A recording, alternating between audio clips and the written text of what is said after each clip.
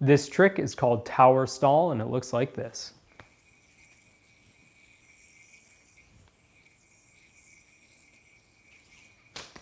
So the counterweight movement for this trick is actually pretty complicated. So we're going to be teaching it in 3 separate steps.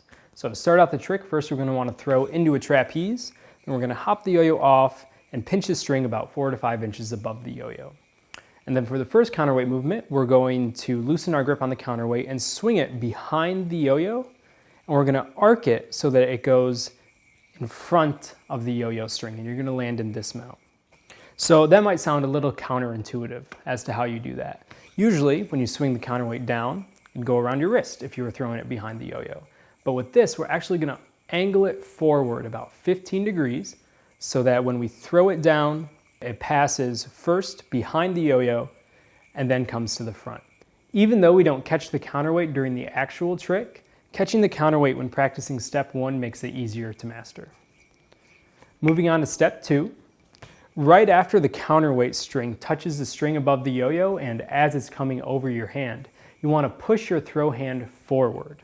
And when you do that, the counterweight string is going to continue its path and come over top of these 2 strings coming off of your throw hand.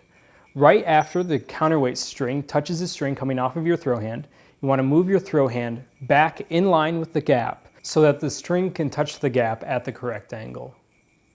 Now that we're here, you can see that the tower is starting to take shape. And in order to get the most visually pleasing tower, you want the distance between your 2 hands to be about equal in length to the distance between your opposite hand and the yo-yo. And you also want to make sure that you have a good amount of string leading down to the counterweight underneath the yo-yo, because that's going to make step 3, the stall, much easier to learn. So at the end of step 2, the counterweight's momentum is going to bring it right into the gap of the yo-yo. And right when the string touches the gap, you want the counterweight to wrap around the bearing once to the front of your 2 hands.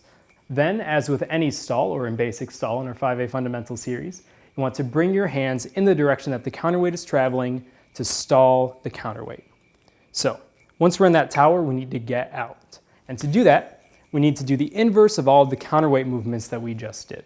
So we're going to swing the counterweight in the opposite direction around the gap, and then we're going to move our throw hand forward so that the counterweight can swing between our arms off of these 2 strings.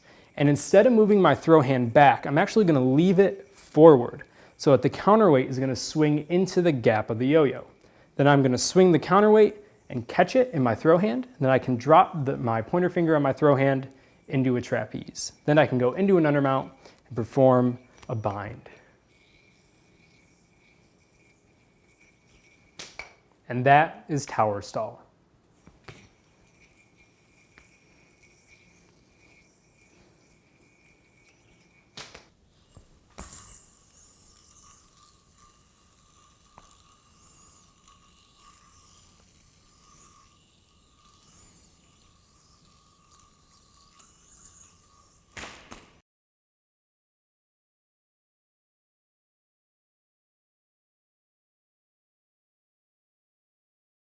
When you're first practicing this movement, I recommend practicing catching the counterweight just so you can master this movement a little bit easier.